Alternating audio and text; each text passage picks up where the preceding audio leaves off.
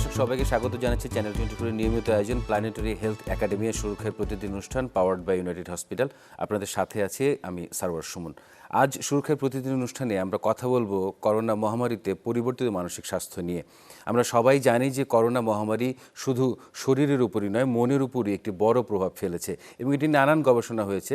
সাম্প্রতিক একটি গবেষণার কথা উল্লেখ এখানে করতে হচ্ছে যে ল্যান্সেট জার্নালে, বিখ্যাত মেডিকেল জার্নাল সেই ল্যান্সেট জার্নালে একটি গবেষণা প্রকাশিত হয়েছে।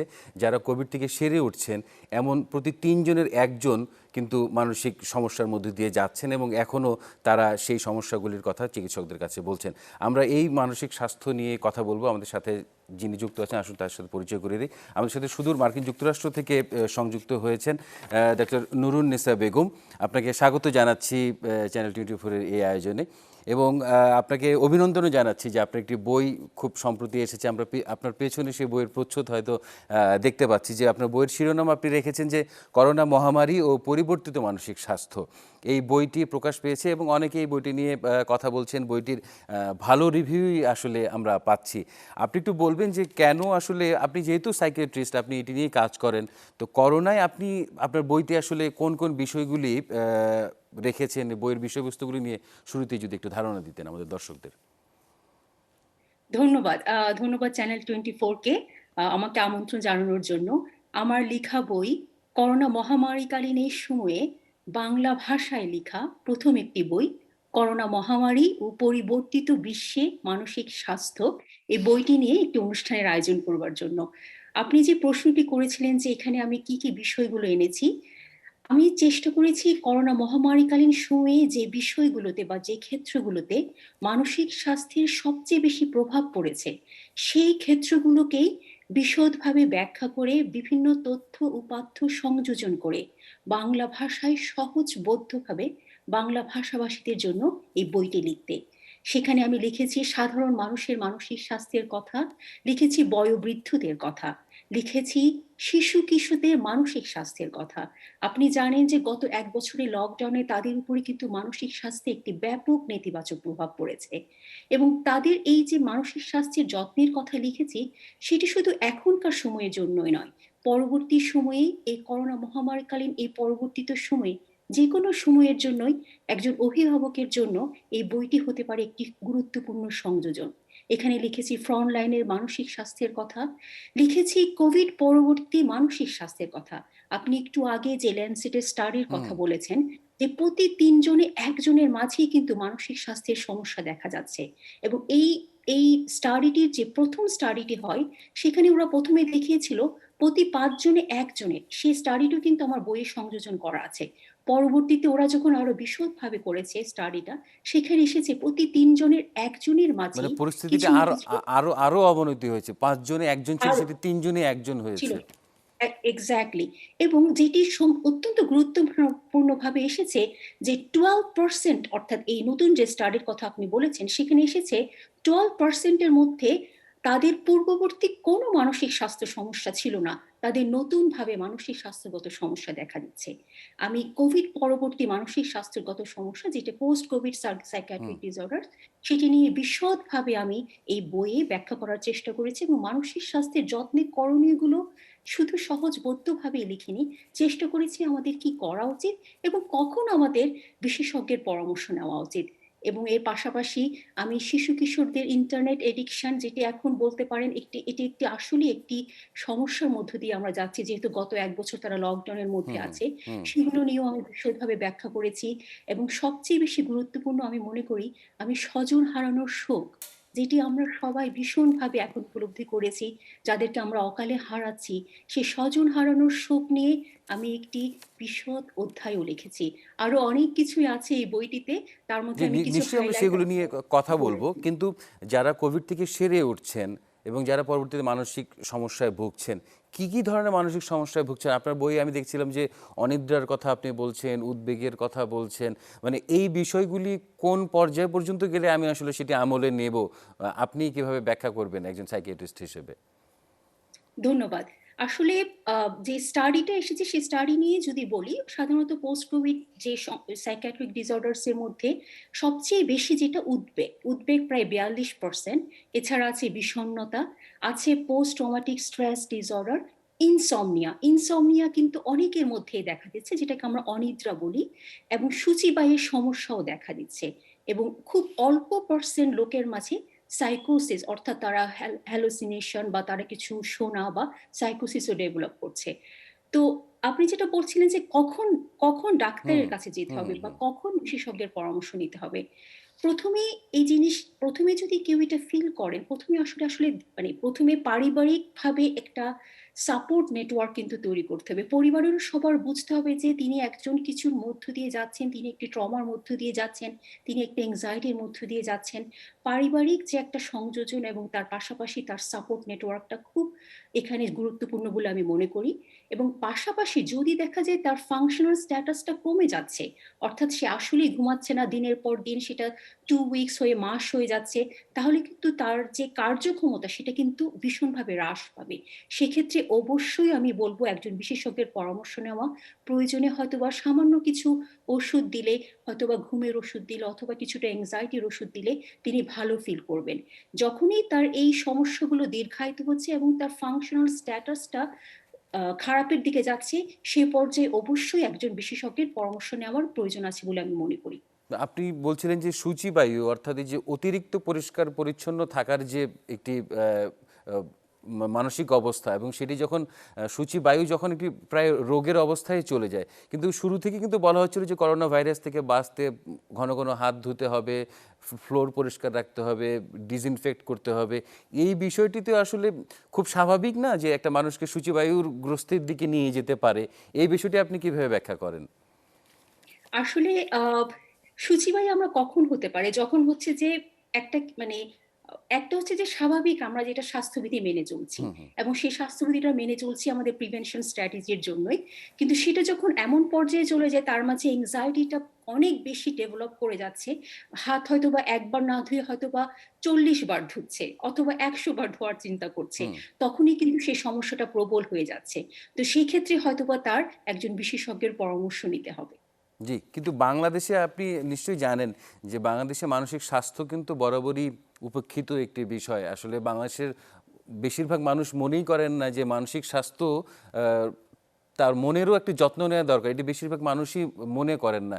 এবং এই পেন্ডেমিকে কি সেই মানে মনে করাটা কি আর একটু বেড়েছে নাকি আরো উদাসীন হয়েছেন? কীরকম অবস্থা আসলে বিরাজ করছে বাংলাদেশে এই অবস্থায়? আমি মনে করি আসলে প্যান্ডেমিকের সময়ে মানসিক স্বাস্থ্য সচেতনতা অনেক বৃদ্ধি পেয়েছে। কারণ মানুষের মাঝে এই যে একটা লকডাউন, এই যে একটা পরিবর্তিত সময়, এই যে একটা একটা আমাদের জীবনযাত্রা যে এমনভাবে আমূল বদলে গেছে, এমন সময় আমরা সবাই বুঝছি আমরা সবাই ভালো নেই। আমরা সবার মাঝেই এই অনুভূতিটুকু ডেভেলপ করেছে। এবং আমি মনে করি যে এই সময়ে বিভিন্ন টিভি চ্যানেল, মিডিয়া এবং সামাজিক যোগাযোগ মাধ্যমে আমরা যে বিভিন্ন অনুষ্ঠান করছি, বিভিন্নভাবে কথা বলছি, এর কারণে কিন্তু মানসিক স্বাস্থ্য সচেতনতা আমি মনে করি এই করোনাকালীন সময়ে অনেক বেশি বৃদ্ধি পেয়েছে। আপনি যেটা বলছিলেন যে হুম আমাদের সাধারণভাবে যদি আমরা দেখি, আমরা আমরা শারীরিক স্বাস্থ্যকে যতটা গুরুত্ব হুম দেই, হুম মানসিক স্বাস্থ্যের ব্যাপারে একেবারেই উদাসীন থাকি। এবং এইজন্যই আমার এই বইটি লেখা, যেখানে আমি মানুষকে বলতে চেয়েছি যে আমাদের মানসিক স্বাস্থ্যের যত্নে আমাদের অনেক বেশি অগ্রগামী হতে হবে। আমি একটি কথা প্রায় বলি, যখন আমাদের চেস্ট পেইন হয়, আমাদের যখন বুকের ব্যথা হয়, আমরা তখন সেটিকে যেভাবে গুরুত্ব দেই, আমাদের মানসিক স্বাস্থ্যের ব্যাপারে যখন মনের ব্যথা হয়, যখন আমাদের মানসিক একটা স্বাস্থ্যগত পেইন হয়, সেটিকেও আমাদের একই গুরুত্ব দিয়েই আমাদেরকে এগিয়ে নিতে হবে। এবং সেক্ষেত্রে মানসিক স্বাস্থ্য সচেতনতা বৃদ্ধির এবং মানসিক স্বাস্থ্য নিয়ে সরাসরি এবং খোলামেলা কথা বলার কোনো বিকল্প আমি আছে বলে মনে করি না। জি, অনেক ধন্যবাদ। স্পষ্ট হয়েছে। আমরা একটি বিরতিতে যাব। বিরতি থেকে ফিরে এসে আপনার সাথে আবারও কথা বলবো। দর্শক, সুরক্ষায় প্রতিদিন অনুষ্ঠানে সময় হলো একটি বিরতি। বিরতি থেকে ফিরে এসে আজকের অতিথির সাথে আবারও কথা বলবো। সে পর্যন্ত সঙ্গে থাকুন।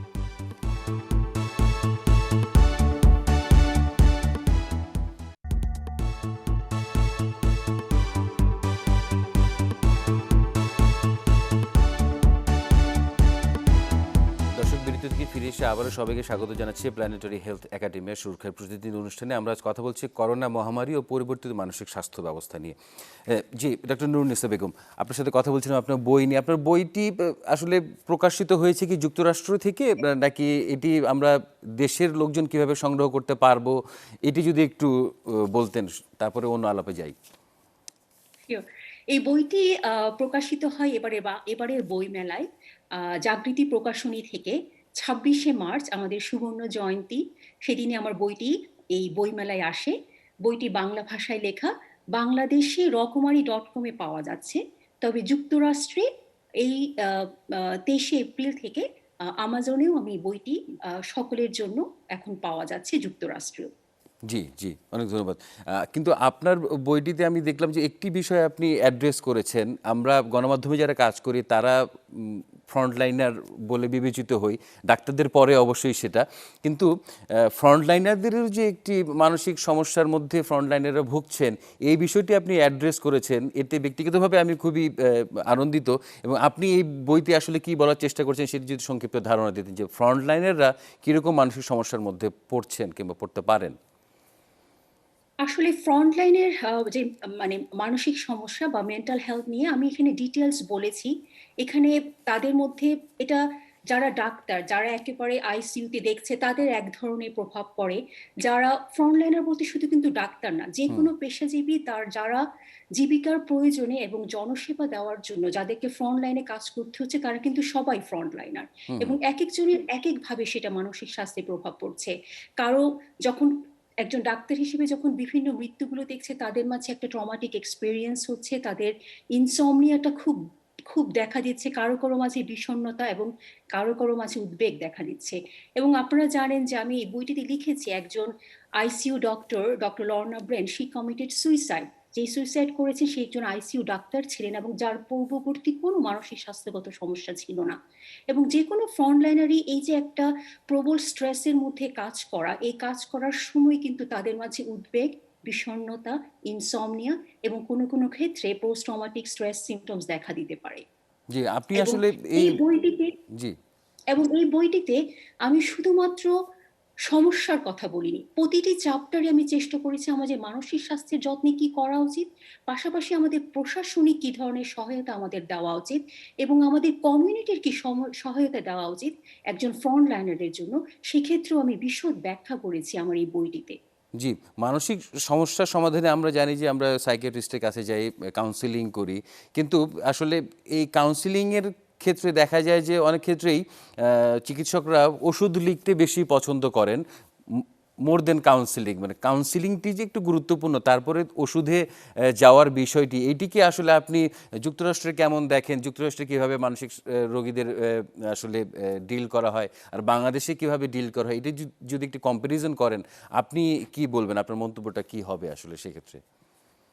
খুব খুব গুরুত্বপূর্ণ একটি ব্যাপার আপনি এখানে উল্লেখ করেছেন। মানে সাইকিয়াট্রিতে যেকোনো স্বাস্থ্যসেবায় বা যেকোনো স্বাস্থ্যসেবায় কাউন্সেলিং কিন্তু থাকতেই হবে। সেটি আপনি যে ক্ষেত্রেই করুন না কেন, আপনাকে অবশ্যই কাউন্সেলিংটা করতে হবে এবং একজন সাইকিয়াট্রিস্টের দায়িত্ব হচ্ছে দেখা কখন তার মেডিকেশন লাগবে। অনেক ক্ষেত্রে মাইল্ড টু, যেমন একটা ডিপ্রেশন, মাইল্ড টু মডারেট সিম্পটমে কিন্তু শুধুমাত্র অনেক ক্ষেত্রে কাউন্সেলিংয়ে কিন্তু একজন রোগী ভালো হয়ে যেতে পারে। আবার মডারেট টু সিভিয়ার সিম্পটমে আমরা তখন বলি যে কোনো কোনো ক্ষেত্রে counselling is must. Counselling mild বলেন, মডারেট বলেন, সিভিয়ার, প্রতিটি ক্ষেত্রে কাউন্সেলিং ইজ মাস্ট। কিন্তু হয়তো বা মডারেটের কোনো কোনো ক্ষেত্রে এবং সিভিয়ারে আমরা তখন মেডিকেশনটাকে গুরুত্ব দিয়ে থাকি। তো আপনি যেটা বলছিলেন যে এখানেও ঠিক একইভাবে একজন মনোরোগ চিকিৎসক হিসেবে অথবা একজন সাইকিয়াট্রিস্ট হিসেবে আমাকে ডিটারমিন করতে হবে আমি কি তাকে শুধু কাউন্সেলিং দিব, নাকি তাকে মেডিকেশন যোগ করব, নাকি তাকে আমি দুটোই দিব। কিন্তু সব ক্ষেত্রেই কাউন্সেলিং এর সেবা যে কোনো একজন রোগীর অবশ্যই অত্যন্ত অত্যন্ত গুরুত্বপূর্ণ। কিন্তু অন্যান্য রোগের ক্ষেত্রে, অন্যান্য শারীরিক রোগের ক্ষেত্রে আমরা যেমন দেখি যে ওষুধ খেলেই এটা সাময়িক কিংবা একটু তাৎক্ষণিক উপশম পাওয়া যায়। আসলে মানসিক রোগের ক্ষেত্রেও কি সেরকমটি আশা করা যায়, নাকি একটু সময় লাগে? আপনি কি বলেন আসলে সেক্ষেত্রে? হ্যাঁ, শারীরিকের সাথে মানসিক স্বাস্থ্যের এই জায়গাটাতে একটা অত্যন্ত গুরুত্বপূর্ণ ডিফারেন্স। সেটা হচ্ছে মানসিক স্বাস্থ্যের যেকোনো ব্যাপারেই অনেক সময় লাগে। এটা একটা কমপ্লেক্স বায়োলজিক্যাল, সাইকোলজিক্যাল, সোশ্যাল সবকিছু পার্সপেক্টিভ মিলেই কিন্তু একজনের চিকিৎসা দিতে হয়। তার বায়োলজিক্যাল ক্ষেত্রে তাকে যেমন মেডিসিন বা একটা ওষুধ দিচ্ছি, পাশাপাশি তার সাইকোলজিক্যাল দিক থেকে তাকে আমাকে অবশ্যই কাউন্সেলিং এর সেবা দিতে হবে। পাশাপাশি তার সোশ্যাল পার্সপেক্টিভের দিক থেকে তার সাপোর্ট নেটওয়ার্কটা কেমন আছে, তার পারিবারিক পারিবারিক কি ধরনের ক্ষেত্রে তার সাপোর্ট লাগছে, প্রতিটি ক্ষেত্রেই আমাদেরকে মনোযোগ দিতে হবে। এজন্য যখন আমরা একজন সাইকিয়াট্রিস্ট হিসাবে একজনের চিকিৎসার কথা ভাবি, তখন আমাদেরকে প্রতিটি ক্ষেত্রে আমাদেরকে চিন্তা করতে হবে। সেটা মেডিকেশন, তার সাইকোলজিক্যাল যেটাকে আমরা বলি কাউন্সেলিং, সাথে হচ্ছে যে সামাজিক একটা সাপোর্ট নেটওয়ার্কের মাধ্যমেও তাদেরকে ট্রিটমেন্ট দিতে হবে। মানে কিন্তু আপনি একটু থামে যে সামাজিক নেটওয়ার্ক বলতে আপনি কি যিনি মানসিক সমস্যায় ভুগছেন তার আশপাশে তার পরিবার, তার বন্ধু বান্ধব, তার ক্লোজ আত্মীয়, এদের একটি গুরুত্বপূর্ণ ভূমিকা আছে এক্ষেত্রে, তাই তো? অত্যন্ত গুরুত্বপূর্ণ ভূমিকা আছে। এখানে আমরা যখন একজন রোগীকে দেখি তাদের একটা আমাদের ফ্যামিলি সেশন করতেই হবে। অর্থাৎ তার ফ্যামিলিকে তাদের সাথে সংযুক্ত করতে হবে। ফ্যামিলি কি করে তার সাথে সাপোর্ট হিসাবে অত্যন্ত গুরুত্বপূর্ণভাবে সংযুক্ত থাকবে সেই ব্যাপারটা অত্যন্ত গুরুত্বপূর্ণ। একজনের রিকভারি ফেজটা তখনই নির্ভর করে যখন সে তার ভালো একটা সাপোর্ট নেটওয়ার্ক পায় ফ্যামিলি থেকে, এবং মানসিক স্বাস্থ্যের ব্যাপারে এই জিনিসটি অত্যন্ত গুরুত্বপূর্ণ বলে আমি মনে করি। জি। আর এক্ষেত্রে এখনকার মহামারীর অবস্থা নিয়ে যদি বলি, মহামারীতে কিন্তু বলাই হচ্ছে যে সবাই বিচ্ছিন্ন থাকুন, দূরত্ব রক্ষা করুন, ঘরে থাকুন। এই বিচ্ছিন্ন থাকাটা কি আসলে মানে একেবারেই বিচ্ছিন্ন করে দিচ্ছে কিনা আমাদেরকে, নতুন বিচ্ছিন্নতার দিকে আমাদেরকে ঠেলে দিচ্ছে কিনা, এই বিষয়টি ভাবনার আসলে কতটুকু অবকাশ রাখে? খুব ভালো বলেছেন। এই বিচ্ছিন্নতাটা হতে পারে আমরা হয়তোবা একজন আরেকজনের থেকে বিচ্ছিন্ন আছি, মানে যোগাযোগের কিন্তু যোগাযোগে কিন্তু আমরা বিচ্ছিন্নতা নেই। আমরা কিন্তু এই সময়টায় আমাদের সবার ফেসবুক আছে, আমাদের ইনস্টাগ্রাম আছে, আমাদের সেলফোন আছে, আমাদের মেসেঞ্জার আছে, হোয়াটসঅ্যাপ আছে। আমরা কিন্তু সংযুক্ত থাকতে পারছি। তো বিচ্ছিন্নতা যেটা সেটা হয়তোবা ফিজিক্যালি আমাদের মধ্যে বিচ্ছিন্নতা আছে, যেহেতু আমাদেরকে এখন হুম, ফিজিক্যাল ডিসট্যান্স ইজ মাস্ট। হুম। কিন্তু আমরা সামাজিকভাবে কিন্তু সংযুক্ত থাকতে পারছি এই সময়টাতে। যে বিচ্ছিন্নতার কারণে বিষণ্ণতা ডেভেলপ করতে পারে, সেটা আমরা কিন্তু প্রিভেন্ট করতে পারি যদি আমরা সামাজিকভাবে সংযুক্ত থাকি। মানে এবং যোগাযোগের এই সামাজিক নানান মাধ্যম ব্যবহার করে আমরা যোগাযোগ, এক্ষেত্রে করে আরেকটি প্রশ্ন এসে যায় যে আমরা সবাই জানি, আপনিও বলছিলেন যে সামাজিক যোগাযোগ মাধ্যমের একটি বিরূপ প্রভাব বড়দের উপর, বাচ্চাদের উপর, সবার উপরেই পড়ছে। এক্ষেত্রে এই যে আমরা ঘরে থাকার অনেক যারা চেষ্টা করছি, যারা বেশি বেশি সময় ঘরে থাকছি, তারা কি আসলে এই সামাজিক যোগাযোগ মাধ্যম ছাড়া কিংবা ডিভাইস ছাড়া অন্য কিভাবে আসলে আমরা একটি কোয়ালিটি সময় ব্যয় করতে পারি, এই বিষয়ে আপনারা কি পরামর্শ দিবেন? আসলে সামাজিক যোগাযোগ মাধ্যম শুধুমাত্র একটা নির্দিষ্ট সময়, যেমন হোয়াটসঅ্যাপ, ফেসটাইম, মেসেঞ্জারে আমার সামাজিকভাবে আমি আমার পরিবার, পরিজন, আত্মীয়স্বজনের সাথে একটি নির্দিষ্ট সময়ে সংযুক্ত থাকা। হুম, কিন্তু সেটা তার মানে এই নয় যে সারাক্ষণ ফেসবুকে আমরা দিন যাপন করছি, সেটা হুম, কিন্তু না। হুম, আর কোয়ালিটি টাইমের কথা যেটা বলছেন, সেটা তো আমি আমার বইও বিশদভাবে লিখেছি। প্রতিটা চ্যাপ্টারে আমি কোয়ালিটি টাইমের কথা বলেছি। এবং এই কোয়ালিটি টাইমটা হতে পারে আমার পরিবার, পরিজন যার সাথে আমরা আছি, একটা ঘরে হয়তোবা ছোট্ট একটা ঘরেই আছি। কিন্তু সেই ছোট ঘরেই একসাথে বসে আমরা এখন অনেক কিছুই করতে পারি। হতে পারে একটা বোর্ড গেম, হতে পারে লুডো খেলা, হতে পারে যেকোনো খেলা। একটা ছোট্ট ঘরের মাঝে একটা কোয়ালিটি টাইমের মাধ্যমে শিশু সন্তানের সাথে, পরিবারের অন্যজনের সাথে সংযুক্ত থাকা, কানেক্টেড থাকা is very important at this time. সেটি আপনার ঘরটা ছোট, যতটুকুই ছোট হোক, আপনি সেখানে একটা রিল্যাক্সেশন কর্নার করুন। সেই রিল্যাক্সেশন কর্নারে আপনি মেডিটেশন করতে পারেন, ইয়োগা করতে পারেন, আপনি গান শুনতে পারেন, বই পড়তে পারেন, যেটি করতে আপনার ভালো লাগে। আপনার ঘর বড় হতে হবে এমন কোনো কথা নেই। ছোট ঘরে ছোট্ট একটি কর্নার করুন, যেটা হতে পারে আপনার রিল্যাক্সেশন কর্নার। এবং আপনি সবসময় চেষ্টা করুন দিনের একটি নির্দিষ্ট সময়ে কোয়ালিটি টাইম কাটাবেন আপনার পরিবার, পরিজনের সবাইকে একত্র করে। এবং এই সামাজিক সময়গুলো খুব যোগাযোগ মাধ্যম গুরুত্বপূর্ণ। ব্যবহারের জন্য একটি নির্দিষ্ট সময় বরাদ্দ রাখা, যে এতটা থেকে এতটা সময় আমি শুধু সামাজিক যোগাযোগ মাধ্যমে থাকবো, তাহলে হয়তো রাইট। কার্যকর উপায় সামাজিক যোগাযোগ মাধ্যম ব্যবহার করছি। আমরা আরও কথা বলবো বিরতি থেকে ফিরে এসে। দর্শক, সুরক্ষায় প্রতিদিন অনুষ্ঠান, একটু বিরতিতে যেতে হচ্ছে, বিরতি থেকে ফিরে এসে আজকে অতিথির সাথে আবার কথা বলবো।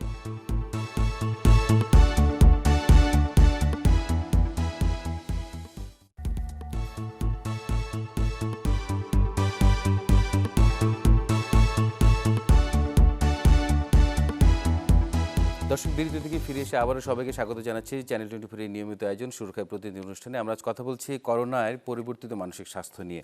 জি, ডক্টর নুরুন ইসলাম বেগম, আপনি যে বইটি লিখেছেন, বইটি অলরেডি 26শে মার্চ প্রকাশিত হয়েছে আপনি বলেছেন, কিন্তু বেশ কয়েকদিন হয়ে গেল, কেমন সাড়া পেলেন মানে পাঠকদের, বোদ্ধা এবং সাধারণ পাঠক সবার দিক থেকেই? হ্যাঁ, ধন্যবাদ। আমি আসলে ব্যাপক সাড়া পেয়েছি। আমি লেখক হিসাবে এটা আমার জন্য একটা পরম পাওয়া।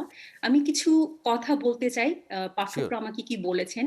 একজন পিতা বলেছেন যে, "এই বইটি যদি আমি ২৬ বছর আগে পড়তাম, তাহলে আমি আমার সন্তানকে অন্যভাবে মানুষ করতাম।" তার এই কথা শুনে আমার কাছে মনে হয়েছে লেখক হিসাবে আমার এটা একটি নতুন মাত্রা যোগ করেছে। একজন পোস্ট কোভিড আ স সময়ে যিনি হসপিটালে ভর্তি ছিলেন, একজন ডাক্তার, সে আমাকে কল করেছে। কল করে বলেছে, "আমি এই বইটি এই হসপিটালে বসে লাইন বে লাইন পড়ছি। এই বইটি পড়ে আমি যে উপকার পেয়েছি, আমার পরিবার, আমার স্বামী, আমার সন্তান যে একজন ডাক্তার, সেও বইটি পড়ছে এবং আমি শুধু উপকার পাচ্ছি তাই নয়। তারা আমাদেরকে আমার স্বামী এবং আমার সন্তান আমাকে সাপোর্ট করছে। এটি যে কত বড় পাওয়া, আমি আ এই বইটি শুধু নিজেই পড়ছি না, আমি আরো ১০ টা বই আমি রকমারি থেকে অর্ডার করেছি, যাতে আমি আমার প্রিয়জনগুলোকে বইটি দিতে পারি। কারণ আমি জানি এই কোভিড সারভাইভার যারা, তারাও এই বইটি পড়ে উপকার পাবে। অনেকে বলেছেন, একজন পাঠক বলেছেন, যুক্তরাষ্ট্রের একটি টিভি চ্যানেলে তিনি বলেছেন, "আমরা এখানে ঘরে, ঘরে যেরকম টাইনিনল রাখি, টাইনিনলটা হচ্ছে বাংলাদেশের প্যারাসিটামলের মতো। আচ্ছা। যে ঘরে, ঘরে যেভাবে টাইনিনল রাখি, ঠিক তেমনিভাবে প্রতিটি ঘরে এই বইটি রাখা উচিত। কারণ এই বইটি মানসিক স্বাস্থ্যের প্রিভেনশন এর জন্য একটি অত্যন্ত উপকারী ওষুধ হিসেবে কাজে লাগতে পারে।" জি। এরকম ছোটখাটো অনেক কথাই এসেছে। তো আমি লেখক হিসেবে বলতে পারি যে ব্যাপক সাড়া পেয়েছি এবং মানসিক স্বাস্থ্য সচেতনতা তৈরি করে মানসিক স্বাস্থ্যের যত্নে যদি এটি কিছুটা হলেও উদ্বুদ্ধ করে বাংলা ভাষাভাষীকে, তাহলে আমি মনে করব যে আমার এই চেষ্টা সার্থক হয়েছে। কিন্তু আপনি যুক্তরাষ্ট্র থেকে বাংলা ভাষায় বই লেখার প্রয়োজনীয়তা বোধ করলেন। এটি কেন করলেন? আপনি তো চাইলেই হয়তো ইংরেজিতে লিখতে পারতেন। ধন্যবাদ। খুব গুরুত্বপূর্ণ একটি প্রশ্ন করেছেন। আসলে গত মার্চ মাসের যে বৈশ্বিক এই করোনা মহামারী যখন শুরু হয়, তখন আমি আমার পারিবারিক জীবনে, সামাজিক জীবনে এবং কর্মক্ষেত্রে একজন সাইকিয়াট্রিস্ট হিসেবে, মনোরোগ চিকিৎসক হিসেবে করোনা মহামারীর একটি ব্যাপক নেতিবাচক প্রভাব মানসিক স্বাস্থ্যের উপরে আমি ভীষণভাবে লক্ষ্য করি। এবং সেই সময়কালেই কিন্তু ওয়ার্ল্ড হেলথ অর্গানাইজেশন এবং ইউনাইটেড নেশনস বারবারই বলেছে যে করোনা মহামারীকালীন এই সময়ে অথবা তার পরিবর্তিত এই বিশ্বে এবং পরিবর্তিত সময়ে একটি মেন্টাল হেলথ প্যান্ডেমিক বা মানসিক স্বাস্থ্যের মহামারী হয়তোবা আসন্নই। এমন সময়ে আমি বাংলা ভাষাভাষীদের মাঝে যে একটা মেন্টাল হেলথ এর স্টিগমা আছে, সেই স্টিগমাটা ভেঙে কি করে মানসিক স্বাস্থ্য সচেতনতা তৈরি করে যায়, সেই ব্যাপারে একটা ভীষণ প্রফেশনাল দায়বদ্ধতা এবং হুম, হুম। সামাজিক দায়বদ্ধতা অনুভব করি। সেই দায়বদ্ধতা থেকেই ভাবতে শুরু করি, যদি এমন করে কথা বলা যায় যেটা হবে আমার কথা, তাদেরই উপলব্ধি, তাহলে হয়তোবা মানসিক স্বাস্থ্য সচেতনতা তৈরি করা যাবে। তখনই আমি বিভিন্ন টিভি চ্যানেলে অনুষ্ঠান করি মানসিক স্বাস্থ্য সচেতনতা নিয়ে এবং বাংলা ভাষাভাষীদের জন্য। হুম, হুম। সেই ক্ষেত্রে আমি দেখেছি বিশ্বের বিভিন্ন প্রান্ত থেকে বিভিন্ন বাংলা ভাষাভাষী মানুষ আমাকে যোগাযোগ করেছে। তারা বিভিন্ন তাদের পারিবারিক এবং অন্যান্যদের মানসিক স্বাস্থ্যগত সমস্যা নিয়ে এবং সমাধান চেয়েছে।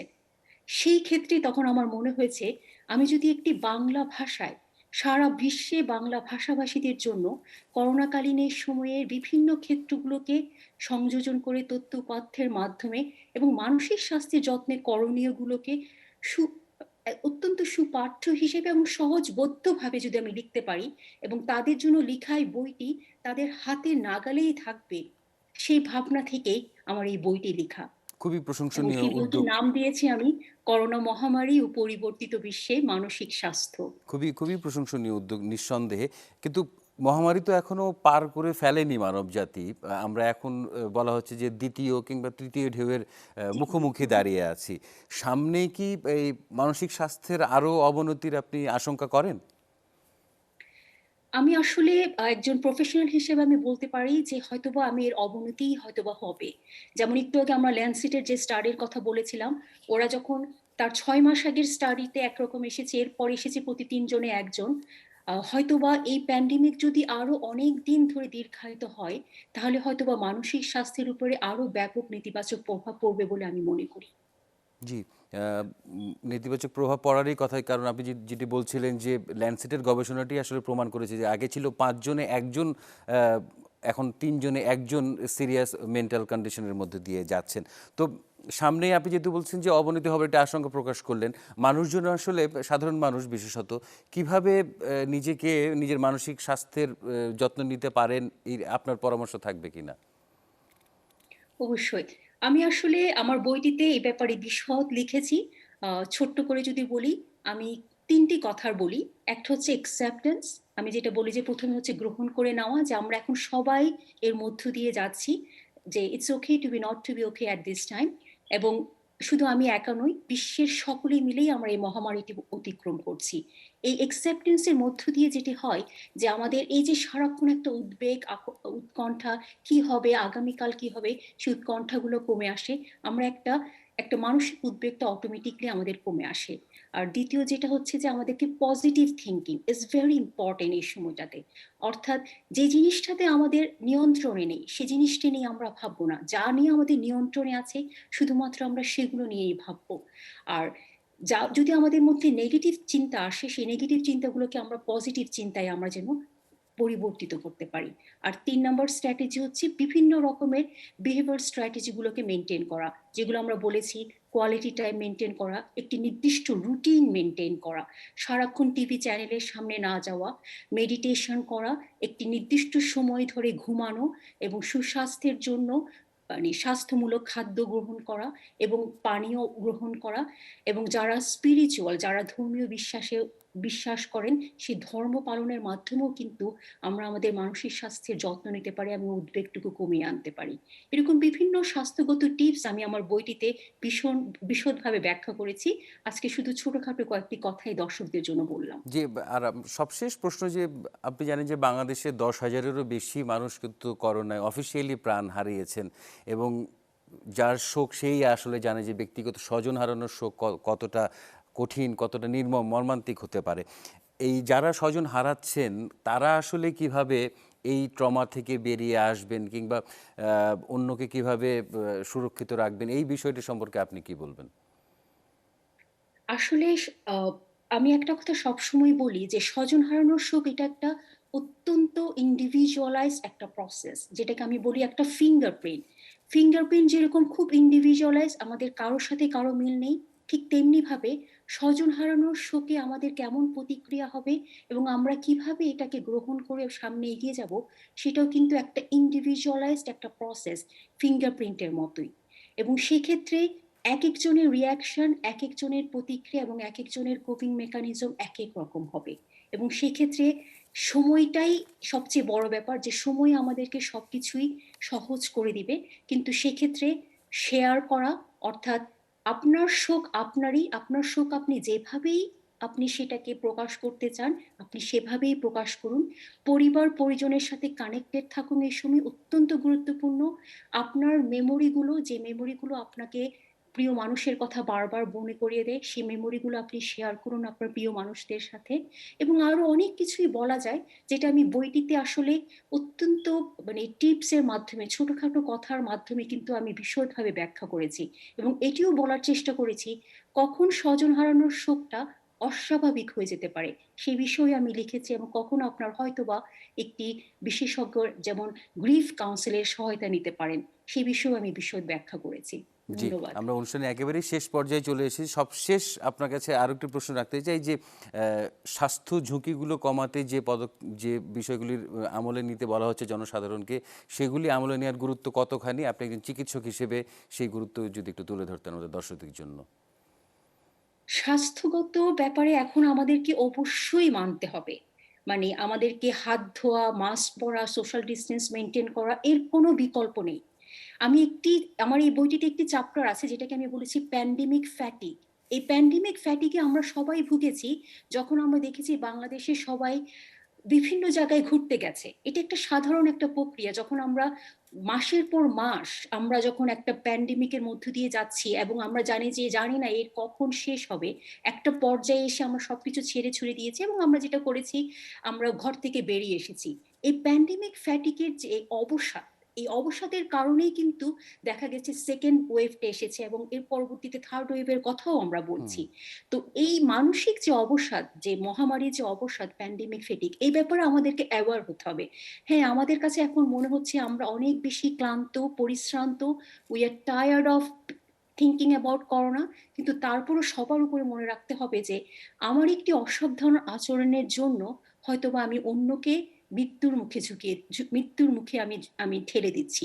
কাজে আমাদের কি আমি নিজেকে কখনো অসাবধান আচরণের দিকে এগিয়ে নিয়ে যাব না। কারণ শুধু আমি নিজেকেই সেফ রাখলে হবে না। আমি অন্যকে যেন মৃত্যুর মুখে ঝুঁকে এদিকে না দিয়ে যাই। একজন জনসাধারণ এটি আসলে মাথায় রাখা উচিত। অনেক ধন্যবাদ আপনাকে ডক্টর নুরুন্নিসা বেগম। আশা করছি আমরা মানসিক স্বাস্থ্য নিয়ে ভবিষ্যতে অন্য কোনো অনুষ্ঠানে আবারও অন্যদিন কথা বলবো। আপনি ভালো থাকুন, সুস্থ থাকুন। দর্শক, সুরক্ষার আপনাকেও প্রতিদিন ধন্যবাদ। অনুষ্ঠান আজ এখানেই শেষ করতে হচ্ছে। ডক্টর নুরুন্নিসা বেগম যেমন বলছিলেন যে শারীরিক স্বাস্থ্যের পাশাপাশি মানসিক স্বাস্থ্যকেও আমলে নেওয়া দরকার এবং এই করোনা মহামারীর সময় এটি আরও স্পষ্ট হয়েছে। সেই প্রত্যাশা রেখে আজ এখানেই শেষ করছি। আগামী পর্বে দেখা হবে। সে পর্যন্ত সবাই ভালো থাকুন, সুস্থ থাকুন।